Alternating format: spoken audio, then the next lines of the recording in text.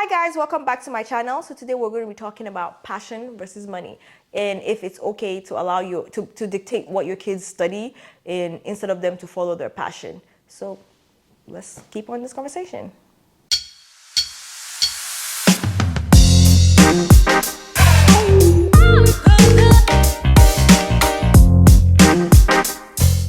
How do you feel about supporting your children's dreams versus setting them up for success in the future? I think it's a preference. Like I personally, what I'm going to do, right? Okay, let me give backstory. So I studied electrical engineering. I don't know why I hate it with a passion, but I thought it was going to give me the lifestyle I wanted because I've gone from 0 to 100, right? I used to have nothing, used to have to pick bottles up to recycle them, to even buy like things that I wanted to buy.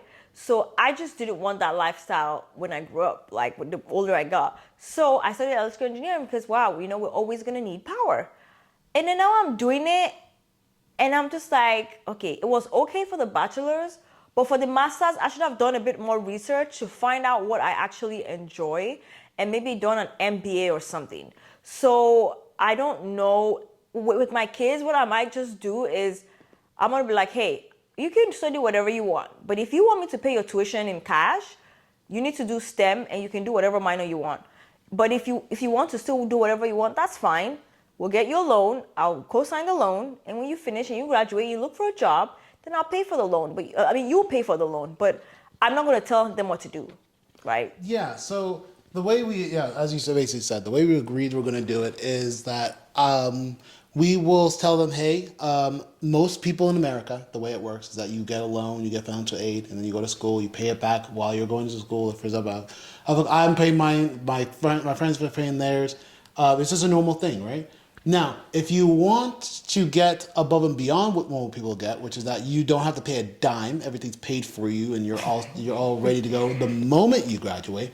Well, that's going to come at the only cost of you get to pick just anything that has to do in the STEM or STEM law. field or law field, and at that point you can minor in anything else. Like for example, I loved what your sister did was that she got a degree in economics and then basically like economics and math, but she got a minor in fashion. Yeah. So she still can do fashion, but then if she goes to get an accounting job, she'd be able to because she had the degree for it. Degree for it, yeah.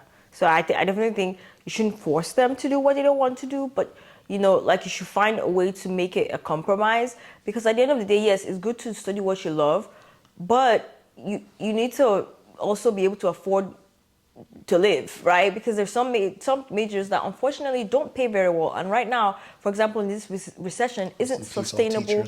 As so, I don't regret studying electrical engineering. I just regret not doing more research on what I actually enjoy doing because even though I hate it, it's gotten me where I at the point I am right now. Even in the recession, I still had a job. So for example, my brother, his name's Ade. My dad wanted him to study, I think it was civil engineering, but he wanted to study biology, and it's still STEM. I don't see the problem in it, but because he didn't study what my dad wanted him to, my dad was like, oh, basically they don't talk because he just like, you don't listen to me, so whatever. That's how African parents are. It's just normal. Anyways, but that just caused so much resentment and unnecessary thing. I don't think telling your child what to do is the way to go. I think guiding them, but letting them know that, hey, you can do whatever you want, but just try and do a major that's sustainable. Like you can even, like I could have done electrical engineering and gone ahead and be a scrum master or be a project manager. Like I didn't have to work in the electrical engineering field because I have the degree. So I could always go back if anything else failed or, if something didn't work out, but I still went ahead and pursued it. I pursued it and I found that this isn't for me, right? So at least if I now go into scrum master or I go into project manager or whatever I decide to go into, I still have my degree. So when you study STEM, nobody's ever going to take that away from you. And whatever this recession is, I don't know if you're in a recession, whatever this is, we can see that some degrees are not as sustainable as some other degrees. And it's harder for people who didn't study STEM to find a job. When you study STEM, even if you don't like it, it's always a fallback option to have the option. Yes, I don't like electrical engineering, but have you seen my lifestyle? I'm grateful to God, and honestly, that has been able to pay, some of my expenses because my dears, this hair is not cheap. It's Waste by Lanre, by the way. Just plug in Waste by Lanre. It's not cheap, okay? My lifestyle isn't cheap, and so I needed something I know was gonna be able to afford my lifestyle. And now I've, done a lot of things I want to do. Now I'm like, okay, what do I actually want to do? But I have that option because I studied STEM. Yeah. So I'll say as well, like off of how blessed you are. Basically, the fact that you have your electrical engineering degree, it allows you to do one thing that no one in America is able to do. They're able to make well above the median income in America, and still have time to figure out how they want to do a career change. No one gets to really do that. No one gets to go let's say for example they're working at a marketing agency, or they're working at a business, or just start working at some type of organization, and they have to go to work 9 to 5 every day making like pocket change. They can't just be like, oh, while I'm working, I'm going to figure out how to better my life, or I'm going to figure out how to change up my life while still making the boatload of money I was making as an engineer, Yeah. So it's like you're put, because of your degree, you're put in a position where you can actually make these life choice changes, and your income won't change. You'll be making a crap ton of money no matter what, just because that's just how you are. Engineers are, I won't say it's impossible. It's layoff proof, I guess. I won't say that, but it's very, very It's much easier to low find chance for an engineer to get laid off. Unless you're at a tech company or a software engineer, that's a different story, because they hired too many, paid them too much. That's a different gripe I have.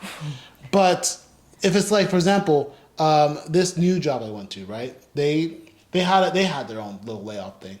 They said that they laid off like 10% of their workforce. The only position that wasn't even in consideration was their developers and their cybersecurity engineers. Because they always need them. They said that is a no. The CEO said that's a no-go. These guys have to stay. Yeah, because without cybersecurity, any small hack, you're paying the fine from the government. You need a cybersecurity team. Small business get one. Yeah. By the way, the reason she's saying that is because I'm a cybersecurity engineer. That's why she's saying that. Yeah. So for small businesses, plug in for small businesses, get a cybersecurity team. Like, just get one. Especially if you're handling personal information, you will always need a cybersecurity. Like, those are the kind of degrees. You always need nurses. You always need doctors. You always need lawyers. You always need, accountants. You will always need those. Anything like, you always need mathematicians. You always need physicians. Like, you always need this kind of thing. So even if it's like economy, like you want to study and then have something else to do on the side. My sister studied economy and she's not even using it. She's not even using the degree. She has her own fashion company, but she always has a degree to fall back on, and she didn't even need it. Now she's selling her own clothes. She's making her own clothes. She has her own fashion line. Check her out, Chia Dana. Unless she changed her name, then I don't know. But yeah, so it's like I understand. I know there's a passion thing versus money, but yes, you can do your passion, but sometimes your passion doesn't pay, right? So backstory, I make wigs, and for the longest time, I've racked up so much credit on this hair, and it's my passion. I love hair. If you see me, every other day I have a different hair. I'm always buying hair. I use my spending money to buy hair, but it didn't pay, right? So I moved on to something else. But if I just quit college and say, well, I want to sell wigs, and now it didn't work out, I'd have been screwed. Yeah. So I'll basically just go off the fact that we're not saying that everyone should just do what makes the money and don't follow your passion. You should absolutely follow your passion. But always have a backup. Yeah, we just personally believe that what makes you money, even if what makes you money is a backup, at least have it. You want to be in a situation for your kids where they have where they feel like they can explore, right? I would never, because for example, for me, my parents said, you can do whatever you want, right? My older brother graduated with a health science degree. He was going to be a nurse, realized he hated it, but he loved helping people, so he stayed in the clinical area. My younger brother said he was supposed to follow me and become an engineer, like all Nigerian parents, they want you to become an engineer. Yeah. So my younger brother was supposed to be a software engineer, realized he hated it. So he decided he likes talking to people, he likes communicating with people, so he got a degree in communication and a minor in marketing, right? So he works as a marketer. The thing is that I fully believe that kids should be allowed to explore. Just make sure your kids know that they have to have some type of fallback. Like the difference is, like, for example, when my brother was having some issues, he was able to stay at home. Not many people are able to do that. Just have a place to go to, Yeah. you know. Or if something doesn't go right, they can just go home, work, live there for a couple months, then go back out there and try again Yeah, something but some else. people don't Some have people, that. yeah, some people don't have that. So you want to make sure you always at least have a backup, something to fall back on. Yeah, yeah. So I'm not saying don't follow a fashion, just follow it, but have a backup, right? So, anyways, thank you guys so much for watching this video. I hope you guys enjoyed it. Let's continue the comment in the comment. Let's continue the conversation in the comment section.